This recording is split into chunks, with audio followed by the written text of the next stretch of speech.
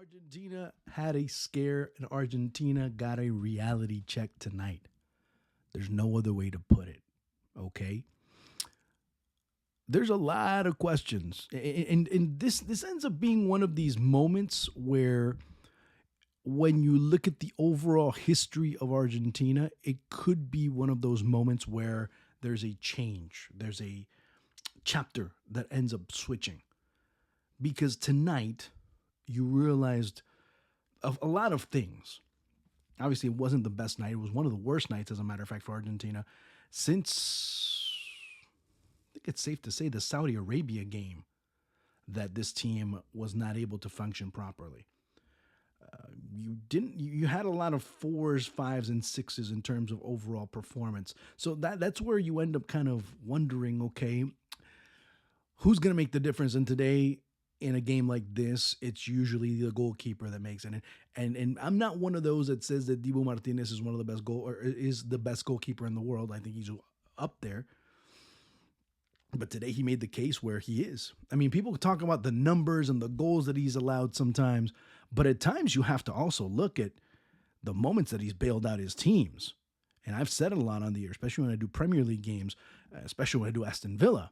It's something that I always tend to kind of make it shine a little bit when it comes to talking about Dibu Martinez. Today he was able to shine. It wasn't just the penalties. I mean, the penalties are the most obvious, the most glaring of all. But it was a 1v1 in the first half. There was another save that he made in the second half. There weren't a lot of interventions, but the few that he had to be involved, obviously the goal he had nothing to do with, but the interventions he had were timely, because we could be telling a very different tale tonight if it weren't for Dibu Martinez. Today it was Dibu that ends up bailing out Messi, because this is where the big question lies. And I guess that's the elephant in the room in this whole conversation, this whole analysis. It's, well, what's good for the team? Is it about Messi playing, or is it about the team being able to have the best players out there? Because you get to a point that, okay, now it's all about Leo. And it sounds crazy to say that because of everything he's given the national team, everything he's given football in general. It ends up being one of these moments where you have to criticize him for playing poor. But he was injured. He was maybe, today, if he was at 50%, that's a lot. That's extremely healthy. He was maybe at 30. And I may be generous at a certain point. He was about 30% today. And it showed. When Argentina were attacking, he would slow things down. When Argentina were defending, they were defending a man less. Maybe the set pieces end up being the difference when he had the opportunity to be involved. But how much of a factor can that be with a player that's affected, that's impacted by an injury? The question is not that. Angel Di Maria doesn't play, who ended up being one of the shining lights against Peru the other day. He doesn't play. And now you start to see some faces. You start to see some grimaces. You start to see some pouting and some discord to a certain extent. And some players that maybe they're not so happy with how they're being used. Now, let me get something straight. I'm not saying that there's internal strife. There's times when you're with your family that there's certain moments and there's certain things you don't want to do, and you kind of huff and puff and go about your business. But you know that you huff and puff and you're still doing something successfully. In this case, Argentina's winning. Now, when the time comes and they don't win as much, or they're not winning, what ends up happening? This is where the whole situation starts to build up, when you see a team that, when they're not playing well, the cracks start to emerge a little bit. You know, I'm not saying that this is self-destruct mode and it's panic mode, but it is a very important telltale sign going towards the future. Yeah, Rodrigo de Paul after the match goes and says, I was very happy that Leo played because it meant a great deal to us. Him just being on the pitch, his presence there just meant a great deal, and I told him that he was upset. Yeah, that's great, but there comes a time when you as a player have to say, no, I can't. And I know that there's a lot of commercial issues.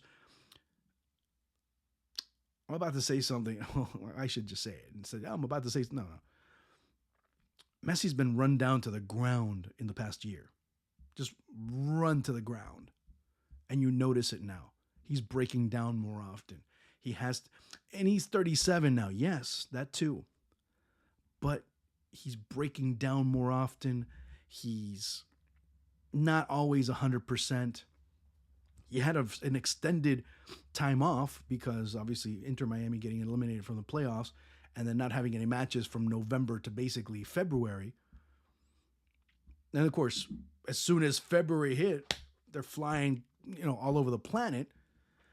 And not only that, he comes and plays MLS. He goes and starts to play, with Argentina in terms of, also get, all of this is going on.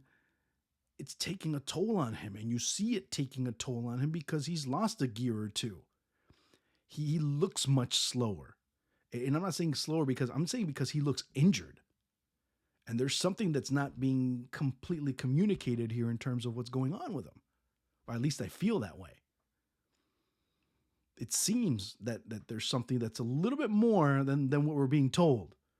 But in order to keep things, and there's been a lot of speculations. I'm not one of those that because of, and people have said it, well, nobody tells the truth about Messi because if not, then resale or ticket prices end up going down, which they did the other day here in Miami.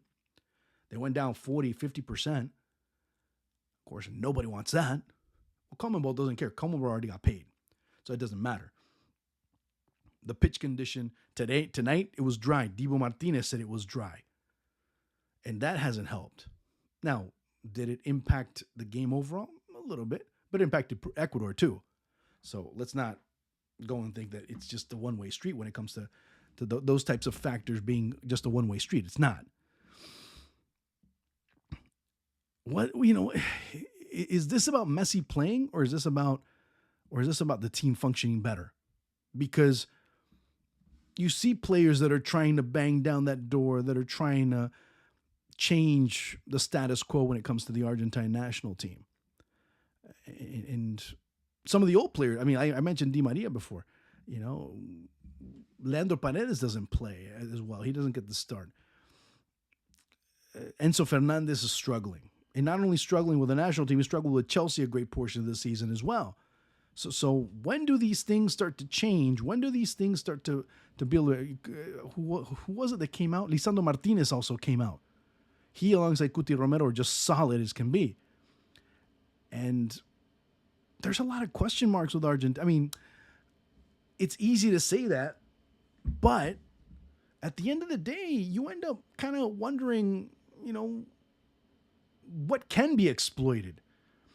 And today was a major reality check because, and I mentioned it before, the only team that can beat Argentina is Argentina right now.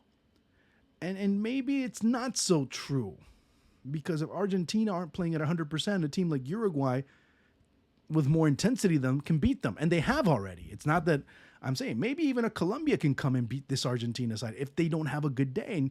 And so far in this Copa America, they haven't had a lot of great days. They've had good enough days. They had a good enough day to beat Canada maybe 4 or 5-0, but at moments they seemed like they could have been able to. Canada, I'm talking about. Canada could have equalized against Argentina. Against Chile, they did good enough, and good enough kind of got them through. And then against Peru, just stick to just put the car in neutral and roll it downhill. Because Peru basically didn't do anything. That really wasn't a telltale sign. That really wasn't a measuring stick of anything. So you end up getting your first true test because, as I said, for Colombia, the Copa Americas began, the actual Copa America itself, the Copa America proper for Colombia began when they played Brazil. Well, for Argentina, it's now. For Argentina, the Copa America begins now. And it was a huge test because Ecuador, and those maybe many of you who haven't seen Ecuador, this has been what Ecuador has meant to Argentina. It's a very tough bone to chew.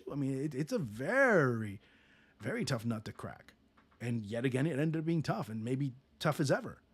Now, it did cost Felix Sanchez his job, but Ecuador know that they can challenge this Argentina side if they face them again. Well, they're going to face them again in World Cup qualifiers.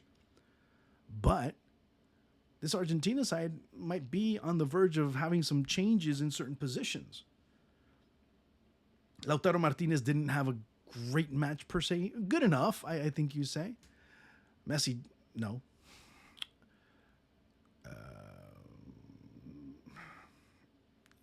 Nico Gonzalez to me is just a fetish in terms of what he's been able to do. He works hard. He goes, but he's more of a fetish of Lionel Scaloni's than the playing time that he gets. Maybe is just a little bit too much, especially knowing that Angel Di Maria is in the wings. I don't know. I would never pick Nico Gonzalez over Angel Di Maria ever. I don't care how hardworking he is, how much of a good guy he is. He can't be over Angel Di Maria. And especially today. This was a game for Angel Di Maria. Enzo Fernandez, as I said, poor. Rodrigo de Paul, maybe not one of his best matches. Alexis McAllister at one point maybe could have been man of the match. And he kind of faded away in the second half. So overall, you didn't have that. Of course, Dibu ends up being the man of the match because of what he ends up doing.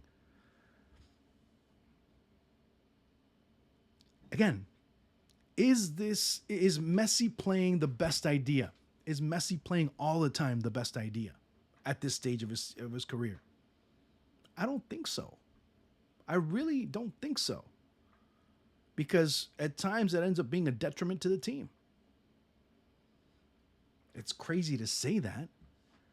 This is an MLS, folks. I mean, you're noticing it in matches that are of higher intensity, of much greater demand, that he's not there yet.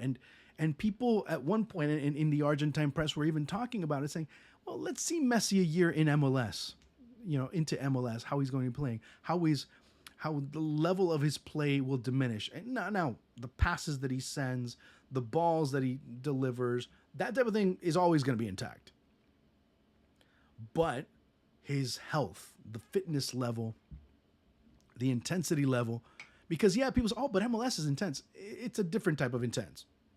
Because at the national team level, with Argentina, the tempo is much faster. In MLS, Messi can take breaks. And Messi can walk around even more and observe things and kind of go through. And of course, he ends up slicing and dicing every single defense in Major League Soccer. With Argentina, it's a different case. With Argentina, you have to be at a much higher level. You have to play much quicker. You have to be able to do certain things, especially when you're facing national teams like Ecuador. Now, the winner of Canada and Venezuela. Let's not kid ourselves. These two teams, whichever one of those two teams comes out of that quarterfinal matchup, they're going to be going all guns blazing as well. Canada has a sense of belief that they can challenge Argentina the second time around. They feel that. They said, hey, we went basically toe-to-toe with what they were able to offer. Why can't we go and beat them? Now, I don't know if the result will be the same. Maybe Canada does drive them into penalties. Maybe, just maybe, Argentina blows them out of the water. I don't know. But it's a lesson. It's a reality check that Argentina are getting at this stage, saying, hey, by the way, remember the Saudi game? And that's been one of the things that has always been recurring in this Scaloni era. Remember Saudi, remember Saudi, remember Saudi, remember Saudi. And you can't lose that concentration, because if not, any team can score 2 on you and change things around. But, like I said before, the other factors end up coming in. Do you want to still preserve the team from 2022? Because at this point, it's time to move on. You have to start looking forward to 2024. And you have to look to the final in Miami if you get there. And, of course, World Cup qualifiers. And, of course, the World Cup in 2026. If Messi's like this now, how is he going to be in 2026? That's a question that I start to ask myself. Messi at 39. I hope that we end up seeing him at his best version at that stage of his career. Not a player that's broken down, a player that's at 30%, a player that might have to sit out a few games in order to be able to play one, and then plays that one match and then ends up having to be out for 2. That's not the way you want to see him go. Maybe coming off the bench, maybe playing 45 minutes, maybe having an impact the time that he's there. Whatever that impact is, well, we'll find out what that ends up being. But that's the basic issue on all of this. That fans I'm talking about. I'm talking about fans. I'm not talking about casuals. I'm not talking about bandwagon jumpers. I'm not talking about clients. I'm talking about fans. Because those are the ones that deserve it the most. Fans that deserve to see a player of that ilk go out the way that he properly should. And to be honest with you, I'm not sure. At this point today, after seeing this Copa America, I have my doubts. Now, he could go and start blazing the tournament on fire after in the semis and the final, and I'll have to kind of eat my words. But right now, I would have my doubts that Messi could get to 2026. Or if he does get there, you might not be seeing a great version of him. And of course, add the compound interest, if you want to call it that, of the pounding and the beating and everything else and the rigors that he has to go through with MLS. Because mind you, this tournament's done. The week after that is the All-Star game, and he has to play in the All-Star game. And why do you think he's not going to the Olympics? Because of the All-Star game and because of Leagues Cup. So that's another conversation we can have going towards the future, where at 37, 38, he'll be playing 50, 60 games a year because contractually he's going to have to, unless he just absolutely can't. That'll be a huge question mark going towards the future. But that even ends up being a bigger question mark. If it's a question mark for fans, imagine how it is for the national team, because their captain is kind of squabbling. Now they're going to have to find a way collectively to see how they can pick him up and keep going. Because he's done that so many times with the team before that the least they can do is to try and get him across the finish line yet one more time. Guys, talk to you soon. Share, subscribe, do your thing. Until next time, ciao.